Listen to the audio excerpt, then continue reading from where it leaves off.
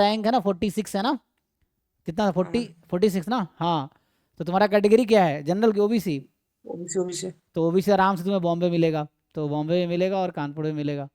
तो वो डिपेंड करता है तुम्हारा वो क्या है, मतलब तुम्हारा है ना, क्या आगे पीएचडी में जाना है कि जॉब में जाना है? वही तो कंफ्यूज हूँ सर, मतलब क्योंकि आगे देखो क्या करना कानपुर है। में ना, कानपुर से पीएचडी की तरफ जाना आसान है देन बॉम्बे, बॉम्बे से जॉब की तरफ जाना आसान है देन कानपुर, है ना। मतलब दोनों तरफ दोनों ऑप्शन खुला है, इट्स नॉट लाइक कि फिक्स है। मतलब बॉम्बे में ज़्यादातर लोग जो कोर्स स्ट्रक्चर बनाए जाते हैं वो जॉब ओरिएंटेड है, लोग पीएचडी में भी जाते हैं, जैसे मैं गया हूँ, अंकिता अधरकर मेरे साथ थी वो गई है ना। अभी कुछ लोग जॉब छोड़ के, जैसे नेत्रा का बताया था, यूनिवर्सिटी ऑफ साउथ एरिजोना में है वो, मेरी जूनियर थी, तुम्हारे बंगाल की है वो, आई थिंक क्या नाम है उसका, कृतिका बसु, अच्छा। कृतिका बसु है। तो वो अभी साउथ वहीं यूएस में किसी यूनिवर्सिटी में है। और एक था हमारा जूनियर, कई सारे, एक यूनिवर्सिटी ऑफ शिकागो में है, आई थिंक जूनियर था। तो ऐसे कई लोग हैं जो पहले जॉब की 1-2 साल, बाद में वो पीएचडी कर रहे हैं, यूएस यूएस से वैसे हैं। तो बॉम्बे से भी लोग पीएचडी में जाते हैं, लेकिन बहुत कम जाते हैं। कानपुर से जैसे 2022 बैच में था देवरगया जना, है ना, हमारा स्टूडेंट था वो, तो वो अभी यूनिवर्सिटी यूएस गया है जस्ट अभी।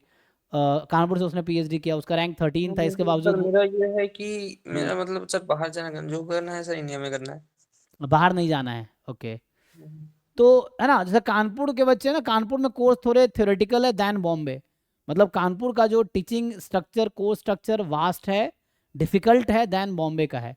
तो कानपुर का जो एकेडमिक्स है वो रिसर्च ओरिएंटेड समझ सकते हो, या लेस जॉब ओरिएंटेड है दैन बॉम्बे। तो बॉम्बे का कोर्स जॉब ओरिएंटेड ज़्यादा है, वैसा है। बट दोनों जगह दोनों एडवांटेज है। तो मुझे लगता है बेटर अपॉर्चुनिटी मिल रहा है तो बॉम्बे चूज़ करो, बॉम्बे ठीक है।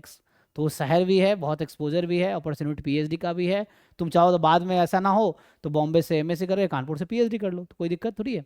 तुम कानपुर में, और पीएचडी कानपुर का बेटर है देन बॉम्बे से। मतलब आईएसआई के बाद इंडिया में स्टैटिस्टिक्स में सबसे ज़्यादा जो कंट्रीब्यूशन रिसर्च का वो कानपुर का है। आईएसआई को छोड़ दो ना, आईएसआई के बाद जितने आईआईटीज़ हैं उसमें सबसे अच्छा स्टैटिस्टिक्स का जो रिसर्च है वो कानपुर में होता है, आईआईटी कानपुर में है। तो ये है ना, तो उस तरह से है। तो तुम अभी चाहो तो बॉम्बे ज्वाइन कर लो, बेटर रहेगा, बॉम्बे ज्वाइन करो। And then you can later if you want you can switch to IIT Kanpur for PhD, अगर चाहो तो। सर बॉम्बे में अदरवाइज सर जॉब मिल इंटर्नशिप, जाएगा, हाँ। इंटर्नशिप वगैरह क्या होता है हाँ, बॉम्बे में मतलब। इंटर्नशिप भी होता है। इंटर्नशिप भी होता है कि जैसे प्लेसमेंट से पहले ना, इंटर्नशिप इज लाइक कि 2 महीने के लिए तुम्हें वो हायर कर रहे हैं। इंटर्नशिप ये हुआ, they are hiring you for 2 month. जैसे मान लो अभी तुम जाओगे, अभी तुम्हारा एडमिशन जुलाई 2025 में होगा, तो जो समर आईआईटी बॉम्बे में 3 महीने की छुट्टी होगी, समर वैकेशन ऑलमोस्ट 3 महीने का होता है पूरा। अप्रैल मिड में तुम्हारा एग्ज़ाम हो जाता है, एंड सेम खाली हो गए। फिर अप्रैल हाफ, मई जून जुलाई एंड में सेमेस्टर स्टार्ट होता है। तो कहने का मतलब पूरा मई, पूरा जून, पूरा जुलाई, 3 महीने की छुट्टी होती है समर वैकेशन आईआईटीज़ में। तो उस 3 महीने में 2 महीने का तुम्हें समर इंटर्नशिप ऑफर करती है, कंपनीज आती हैं, वो हायर करती हैं बच्चों को। अराउंड 1 लाख महीना मिलेगा तुम्हें 2 महीने के लिए। तो वो एक जॉब है जो 2 महीने के लिए तुम्हें जॉब पे कोई कंपनी रख रही है। अगर तुमने बहुत अच्छा काम किया वहाँ पे तो तुम्हें प्लेसमेंट बैठने की जरूरत भी नहीं है। वो पीपीओ होता है, प्री प्लेसमेंट ऑफर। तो तुमने 2 महीने में अच्छा काम किया तो कंपनी तुम्हें ऑफर देगी कि you can directly join after completion of your MSc, कि तुम 1 साल बाद तुम इंटर्नशिप करने जाओगे, फिर इंटर्नशिप, फिर बॉम्बे आओगे, फर्स्ट ईयर कंप्लीट किया, फिर इंटर्नशिप किए, फिर सेकेंड ईयर करोगे। अगर तुमने अच्छा काम किया तो सेम टाइम पे या कुछ दिन बाद तुम्हें वो बोलेगी कि तुम्हारा कंपनी ही ज्वाइन कर लो, है ना, as a full time job. मतलब तो प्लेसमेंट में अलग से बैठने की जरूरत नहीं है कैंपस में, you can directly join my company without placement. तो ये होता है प्री प्लेसमेंट। तो ये फायदा होता है इंटर्नशिप का। फिर उसमें फाइनेंशियल भी बहुत, कोई अच्छी कंपनी, अब सब लोग उतना पैसे नहीं देती है, जैसे एक्सेंचर आती है, बहुत सारी कंपनी आती है, सबका अलग अलग फाइनेंशियल वो होता है, मतलब सैलरी होता है समर इंटर्नशिप का, समझ लो।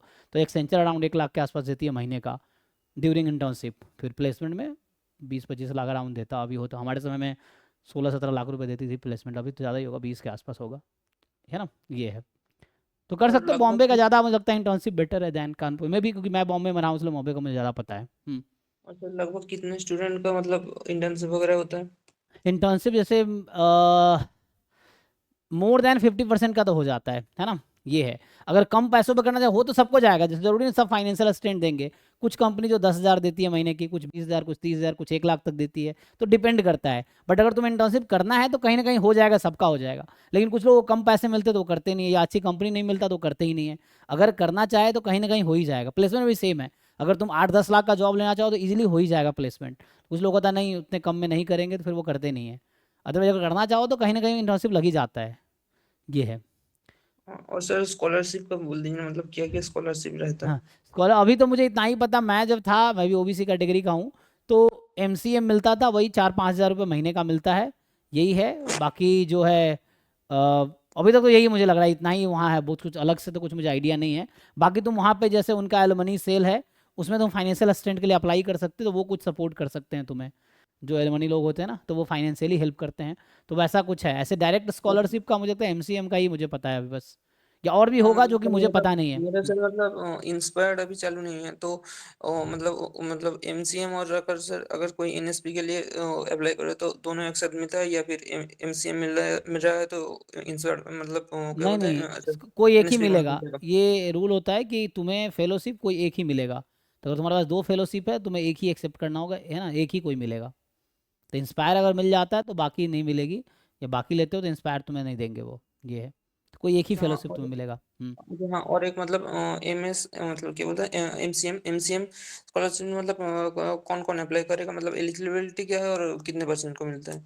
आई थिंक अप्लाई तो कोई भी कर सकता है, लेकिन वो लोग डिसाइड करते हैं किसको मिलेगा। मुझे लगता है शायद उसका हो सकता है फैमिली इनकम उनका वो रहा हो, और आपके जो एकेडमिक्स है वो, और आपके फाइनेंशियल जो फैमिली इनकम है शायद वो देखते हैं, मुझे लगता है, ये है। मतलब कॉलेज का एकेडमिक्स देखता है या फिर यहाँ का रैंक? हाँ, मतलब कॉलेज का देखेगा, मुझे लगता है कि कॉलेज का वहाँ पे मे भी एक सेमेस्टर बाद शायद वो लेते हैं, तो वो उसका देखता है, या हो सकता है आप पहले का भी देखता हो। तो मुझे इसका श्योरिटी तो नहीं है कि किस बेसिस पे देते हैं, मतलब मुझे मिला था, ये है। अच्छा sir, thank you sir. Thank you. बाकी वहाँ बात करो, जो बॉम्बे में अभी लोग हैं ना, उनसे थोड़ा बात करो, बताएंगे अभी क्या चल रहा है ना, क्योंकि मैं तो 3-4 साल पहले था, 19 से 21 में था।